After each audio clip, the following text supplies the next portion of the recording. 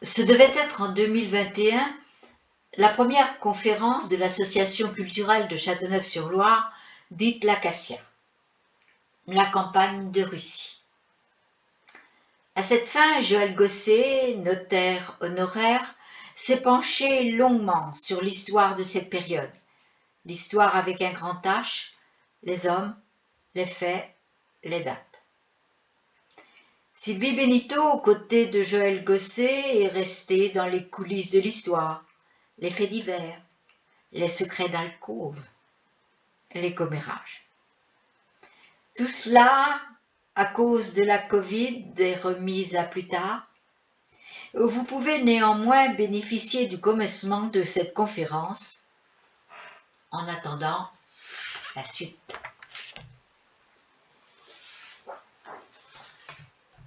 « 1812. Campagne et retraite de Russie, grande histoire et faits divers. 1812. Une tragédie, un désastre. Un événement contraire à la raison et à la nature humaine, dira Tolstoï. 1812. Effondrement de l'Empire, fin de la Grande Armée. Alors pourquoi et comment cet empire qui paraissait si puissant a-t-il subi un si terrible revers? Pourquoi Napoléon est-il allé se perdre dans cette immense Russie?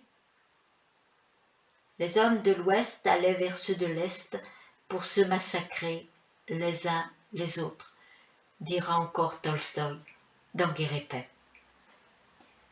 Comment une si puissante armée, forte de 450 000 hommes, représentant pratiquement toute l'Europe et où l'on parlait 9 langues différentes, s'est-elle trouvée anéantie en quelques mois? C'est ce que nous allons tenter d'expliquer. D'abord,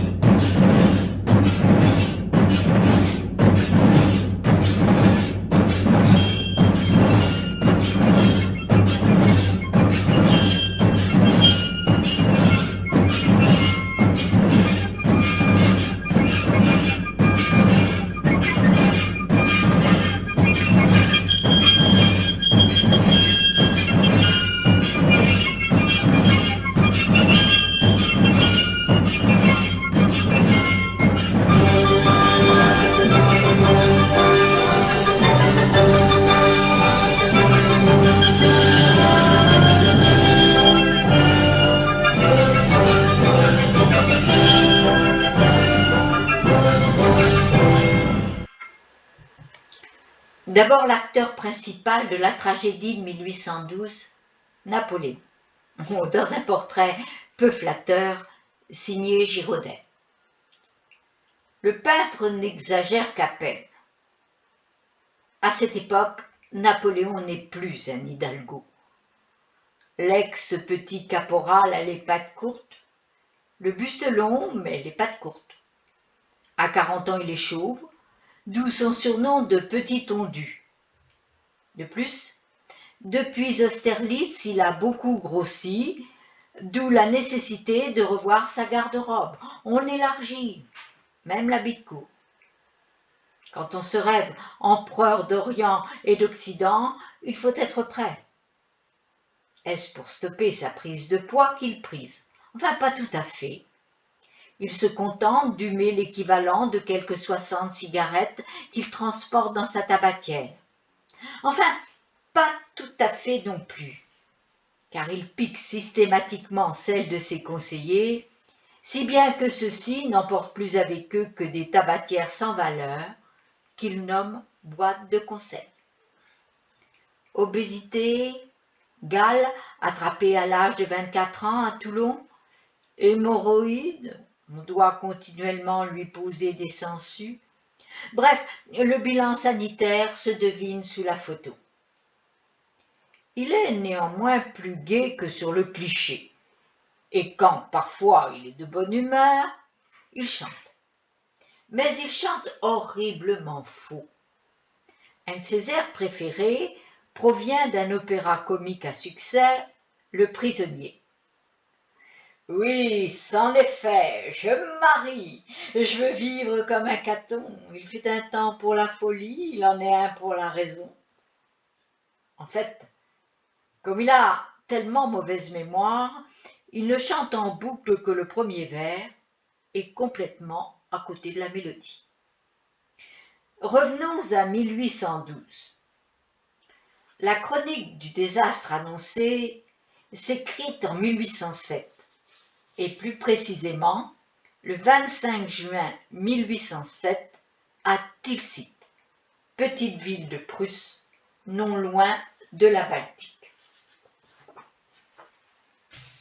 Sur le fleuve Niemen, qui constitue la frontière entre la Prusse, alors conquise par les Français, et la Russie, a été construit un radeau fleuri sur lequel deux tentes ont été montées, l'une portant une grande initiale N et l'autre une grande initiale A. On est au lendemain de la bataille de Friedland, au cours de laquelle les Français ont battu les Prussiens et les Russes. Napoléon, dans l'euphorie de la victoire, a décidé de rencontrer le tsar Alexandre Ier. La Russie, depuis 1805, a fait partie des 3e et 4e coalitions contre la France et a été à chaque fois battue. Ce qui s'est avéré pour elle très coûteux, tant sur le plan humain que sur le plan économique. Le tsar souhaite donc négocier la paix avec les Français. A priori, le courant va passer entre les deux empereurs. Le tsar déclarant aux Français qu'il hait les Anglais, tout comme lui, et que l'alliance de la France et de la Russie a toujours été l'objet de ses désirs. Les deux souverains vont alors se partager l'Europe, avec en gros l'Occident à la France et l'Orient à la Russie. À noter que le pauvre Frédéric Guillaume, le roi de Prusse, un homme entièrement borné, sans caractère, un vrai benet, un balou, un ennuyeux, sic Napoléon, n'aura pas le droit de prendre part aux discussions. J'ai souvent couché à 2, jamais à 3.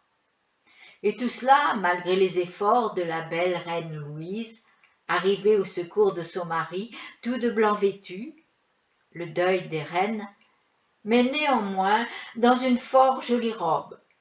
Tout cela pour aguicher et faire ployer l'empereur. Le capitaine Coignet s'est trouvé lui aussi devant Louise de Prusse et a été conquis. Dans ses mémoires, il écrit « Dieu, qu'elle était belle, avec son turban autour de la tête, quelle belle figure, avec un port de reine. À 33 ans, j'aurais donné une de mes oreilles pour rester avec elle aussi longtemps que l'empereur. » Aussi Napoléon, prudent quant aux réactions de sa femme, n'attend pas le fameux jour de poste. Il écrit à Joséphine. La reine de Prusse est charmante. Elle est pleine de coquetterie pour moi. Mais n'en sois pas jaloux. Je suis une toile cirée sur laquelle cela ne fait que glisser. Il en coûterait trop cher de faire le galant. L'Europe ainsi partagée, Alexandre est-il un allié sincère? On peut en douter, car d'une part il considère l'empereur français comme un parvenu vaniteux, un usurpateur, un tyran dangereux pour l'équilibre européen, et de plus la tsarine douairière le hait et l'appelle le Corsicain. On peut en douter en effet, car Alexandre ne l'appelle en privé que Buonaparte. Et pour abonder dans le sens précédent, il écrit « Napoléon me prend pour un sot, mais rira bien qui rira le dernier. » Napoléon, lui, semble favorablement impressionné par le Russe. En effet, il écrit même: Alexandre est un fort beau et bon jeune homme ayant plus d'esprit qu'on ne le pense communément. Il ajoute même, ébloui: c'est un héros de roman. Blond, les cheveux tirant un peu sur le roux, Alexandre a fière allure, tout ganté de blanc, dans son uniforme vert et rouge de général du régiment Préobrajensky. Il est de plus coiffé d'un large chapeau surmonté de plumes noires et blanches. Bref, il séduit. C'est un des plus beaux hommes de toute l'Europe. Sa figure douce porte l'empreinte de la bonté de son cœur, s'exclamera Caulaincourt, le grand écuyer de Napoléon, complètement amoureux du tsar. Au terme des accords de Tilsit, la Russie adhère au blocus continental contre l'Angleterre. Quant à la Prusse, elle est également contrainte de participer au même blocus. Mais, on lui enlève différentes provinces, tous les territoires entre le Rhin et l'Elbe et une grande partie du territoire polonais. L'adhésion de la Russie au blocus contre l'Angleterre va se révéler contre-productif, car l'Empire russe réalise la plus grande partie de son commerce extérieur avec l'Angleterre, justement. Ce qui pourrait prouver dès ce moment le double jeu du tsar, c'est la lettre qu'il écrit au pauvre Frédéric Guillaume, le roi de Prusse, lui disant: Ayez de la patience, nous reprendrons ce que nous avons perdu et il se rompra le cou. 1808. Les troupes françaises commencent à avoir de sérieuses difficultés en Espagne et au Portugal, et Napoléon sent déjà que l'alliance avec la Russie bat de l'aile. Il faut donc revoir le tsar. Une nouvelle entrevue va avoir lieu à Erfurt en septembre 1808. Les deux empereurs arrivent dans la ville au son de deux salves d'artillerie, du carillon et des cloches de la ville, dont la Marie Glorieuse, que les habitants appellent la Grosse Suzanne, 275 quintaux. Napoléon s'installe au palais de l'ancien prince-évêque. Alexandre, lui, arrive sans même une cuisine. Il compte sur Napoléon. Il ne va pas être déçu. Napoléon a donné des ordres à Oudinot, le gouverneur général d'Erfurt. Tout doit être somptueux. Cadeaux, repas, spectacles. La comédie française est faite pour cela. Dès la première représentation, on s'aperçoit que le bel Alexandre est un peu dur d'oreille. Qu'à cela ne tienne, on aménage. La fosse d'orchestre est recouverte d'une estrade, on y place 2 fauteuils pour les empereurs et, à droite et à gauche de ceux-ci, 2 simples chaises pour les rois. Un parterre de rois, dira quelques courtisans. Une plate-bande, ironisera Talleyrand. Mais néanmoins que la fête commence. Et à mademoiselle Antoinette Bourgoin, du théâtre français, dite la déesse de la joie et du plaisir, d'entrer en scène. Alexandre verrait beaucoup de joie et de plaisir à tester la véracité de ces informations. Je ne vous conseille pas de lui faire des avances, s'exclame Napoléon, sollicité comme intercesseur. Pourquoi ? S'inquiète Alexandre. Vous croyez qu'elle refuserait ? Oh non. Non. Mais demain est jour de poste. Et dans 5 jours, tout Paris saura comment, des pieds à la tête, est faite, votre majesté. Et puis, votre santé m'intéresse. Aussi, je souhaite que vous puissiez résister à la tentation. Sage conseil. Maîtresse de Chaptal, mademoiselle Bourgoin connaissait, et pour cause, fort bien ses goûts. Ainsi, elle le surnommait, et devant tout Paris réuni, Papa Clistet. Ne soyez pas désolé pour Alexandre, il a de quoi se consoler. Il entretient une relation passionnée avec Marie-Antovna Naresklin depuis 1804. Passion qui ne se terminera qu'en 1818. Une passion qui l'éloignait de sa femme, dira avec beaucoup de toupet Napoléon. Avec bien des difficultés, dues en partie au double jeu de Talleyrand.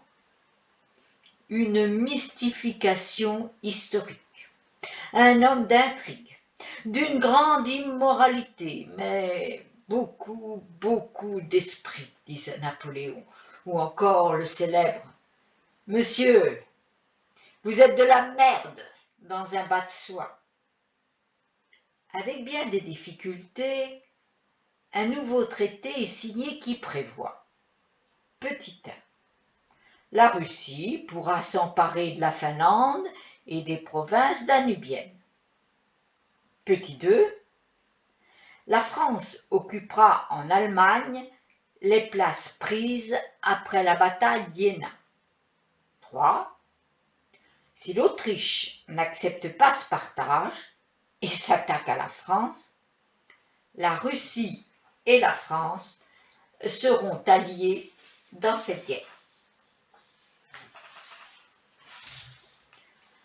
En avril 1809, la guerre reprend entre la France et l'Autriche. Napoléon réclame donc l'aide des Russes. Ceux-ci vont mettre beaucoup de temps à réagir, si bien que le souverain français commence à douter de la solidité de cette alliance. Octobre 1809.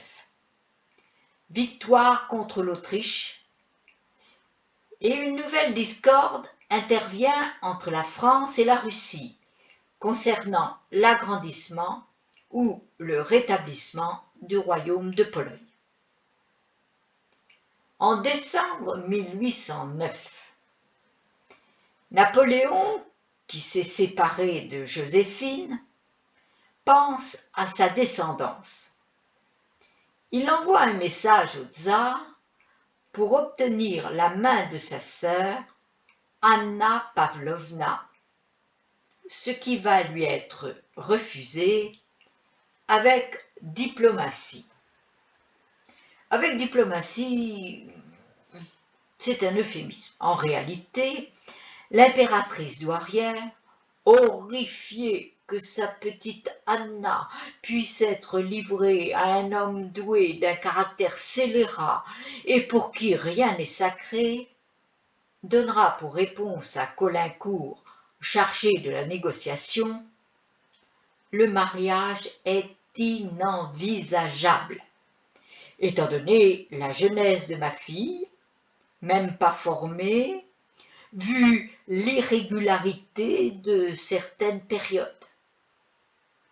Ce qui est embarrassant, car Napoléon veut épouser un ventre. Il s'est d'ailleurs inquiété auprès de Corsicard, son médecin, quant à ses possibilités à procréer. À quel âge peut-on encore être père? Je n'ai que 40 ans, mais un homme de 60 ans qui épouse une femme jeune, a-t-il encore des enfants? Quelquefois, sire. Et à 70 ans? Toujours, répond le médecin en souriant. Sans cesse, cette obsession que de sa descendance parce qu'il n'a pas grande opinion des femmes et de l'amour. L'amour est une sottise faite à deux, Quant à ses partenaires, ils savent à quoi s'en tenir. Les femmes ont deux choses qui leur vont bien, le rouge et les lin. L'intelligence, on s'en passe. Ainsi, pour l'éducation des jeunes filles de la Légion d'honneur, il a son idée. Élever des croyantes, pas des raisonneuses. Napoléon concevra de ces refus un certain ressentiment.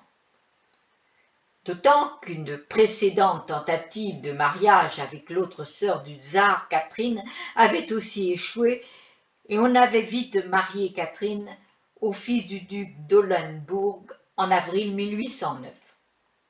Contrarié, le souverain français ne va pas signer une convention par laquelle il devait s'engager à empêcher la reconstruction de la Pologne, ce qui va vexer Alexandre. Je t'aime, moi non plus. Comme déjà indiqué, la Russie est très gênée par le blocus contre l'Angleterre, qui entraîne une crise économique et financière, et en quelques mois, le rouble perd la moitié de sa valeur. À l'automne 1810, un grand convoi de navires marchands anglais, on parle de 1200 bâtiments, mais naviguant sous pavillon neutre, vont être autorisés à accoster dans les ports russes, alors que Napoléon avait prévenu Alexandre de leur véritable nationalité. En réaction, Napoléon annexe les villes hanséatiques et se saisit du duché d'Oldenbourg. Par suite de l'annexion du duché, l'Elbe devient une frontière française. Le tsar est furieux et la guerre lui paraît inévitable. Il écrit à sa sœur Catherine : « Je trace ces lignes d'un cœur serré. Tout prend une teinte noire. Georges Oldenbourg vous montrera ma lettre. Il paraît que le sang doit couler encore. Du moins, ai-je fait tout ce qu'il était humainement possible pour l'éviter. » Je ne sais pas ce que répondra sa sœur, mais je sais ce que répondit sa mère. Arrêtez-vous. Il est temps encore. Rendez-vous à la voix de l'honneur, aux prières, aux supplications de votre mère. Arrêtez-vous, mon enfant, mon ami. Mais on continue dans les tracasseries. Et le tsar interdit l'importation des produits français. Dans le même temps, il renforce les troupes près de la frontière ouest et 300 000 hommes sont sur le Niémen. Parallèlement, il mène une politique de rapprochement avec l'Angleterre et surtout avec l'Autriche, lui faisant miroiter la Valachie et la Moldavie au cas où la Pologne lui serait attribuée. Le tsar prépare à la rupture.